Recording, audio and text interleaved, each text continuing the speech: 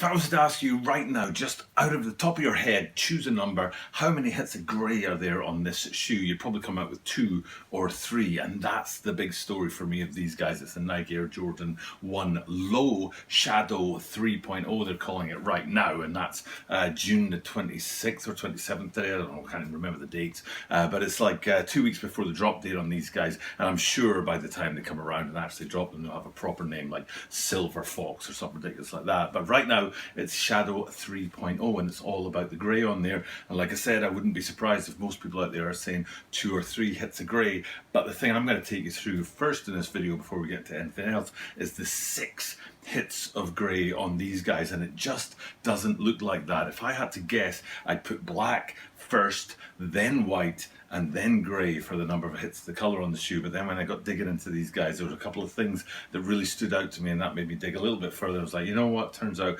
there's about 6 different hits of grey, and we need to go through those guys one at a time. And what I'm going to do is I'm going to go through them obvious to less obvious. So the things that are slapping you in the face straight away, very easy to see, and then down to the things that are a little bit less easy to see. So point number 1, the easiest point of grey on the shoe to see is the swoosh, and there's no prizes going for guessing that one out there, and we'll be zoomed in on the old green screen here to see that swoosh there. There is one little story that swoosh sort of gives us more than its greyness to give that shadow feel, and shadow, by the way, comes from the highs.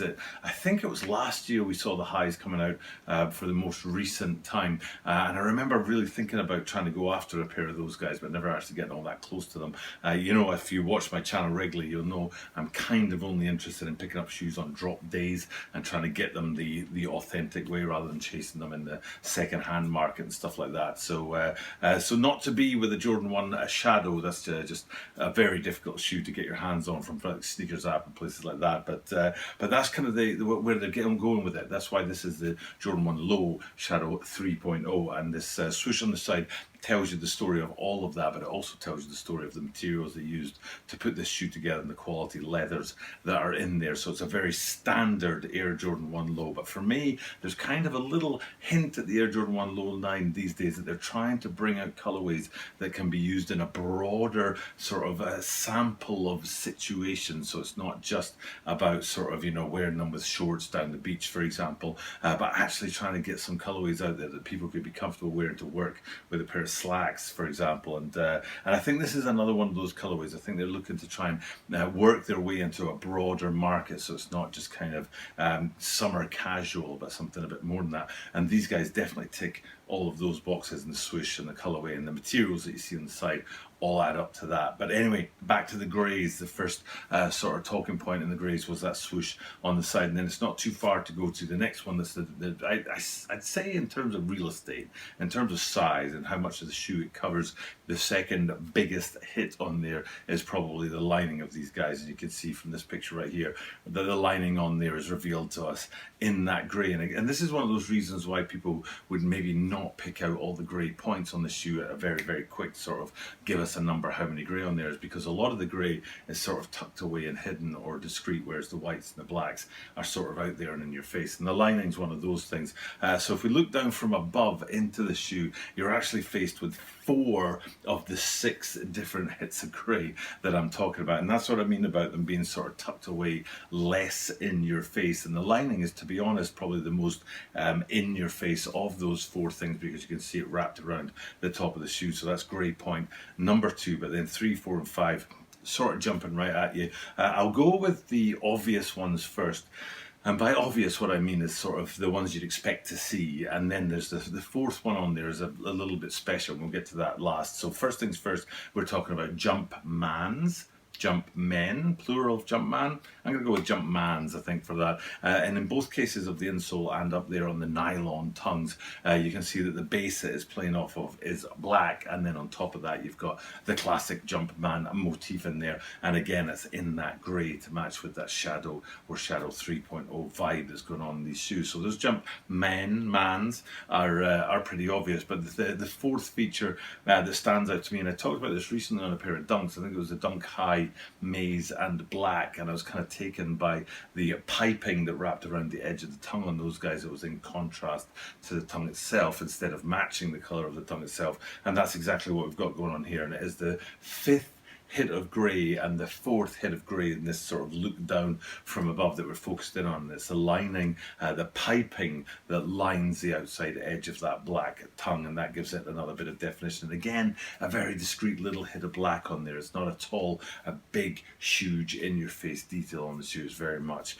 in that sort of discreet, quiet corner of the shoe. And then the sixth place to go to with all that grey and the stuff we're talking about is wrapping it around to the back of the heel of these guys and saying that Wings logo that you always see on the back, usually see on the back of Air Jordan 1 lows. There are occasionally ones that don't have the Wings logo on the back. There was the tennis shoe, the Center Court Jordan 1's low that came out in that documentary. I forget what it's called already.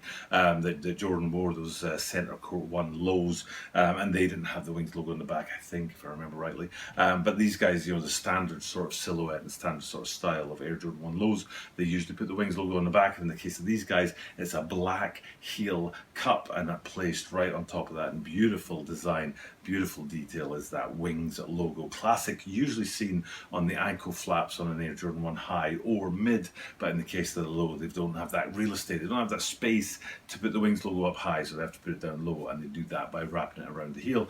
And that's the sixth and final place that we go to for some grey on this shoe. And I don't think I've missed out any of those grey hits on there. I think I've caught all of them. So there are a few more details in the shoe that are worth looking at, though, to finish it off. And what I want to do is sort of look at the two main ones. I'm going to go with three main ones, three main details on the shoe that are kind of worth knowing about. And one's a really well hidden little thing right in the middle of the lace stays. If you think about the tongue and how that would slide from side to side, side to side, unless there was something holding it in place.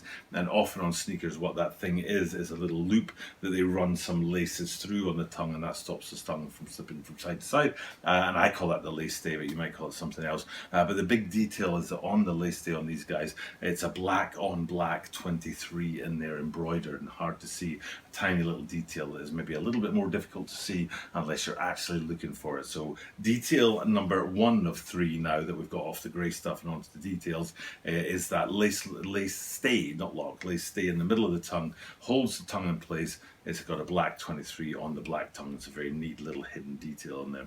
And then the next two things are all wrapped up in that midsole, outsole unit. So the first one to go into is the white midsole on there. And it's a good choice for that because the only other two choices would have been black, way too much, and grey, way too much grey again. But having it being white because just the toe box and the midfoot panel are white, then having the white midsole on there is a big yes to me. And it leads us into the final detail on the shoe, which is the outsole in all black on these guys. And again, another great choice if it had been the grey again on there or something else, maybe like a whole white midsole and outsole unit.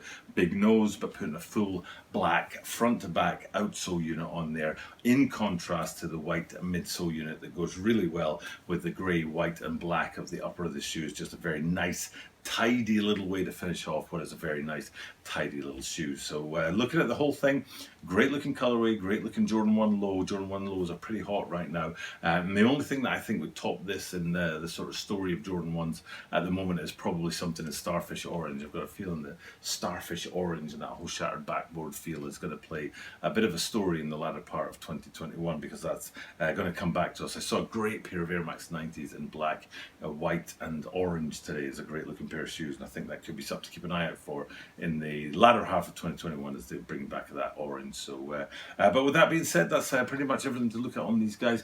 Drop date is June the 6th, and yesterday we were looking at the triple black Futurecraft 4Ds that drop on June 7th. So we're into the 6th month of the year, which means we're moving towards the midpoint of the year now, through half of 2021 already. There's some great shoes that have come around, and these guys, these Air Jordan 1s, don't miss a beat with that line. They're very, very clean. All the things you want to have in all the right places. And I wouldn't be surprised, like yesterday's triple black 4D Futurecraft from Adidas, I wouldn't be surprised if we see some very close to triple black Air Jordan 1s coming out real soon, and that will be to try and sort of of corner a different segment of the market and make these shoes available to be worn in, for example, formal or business settings.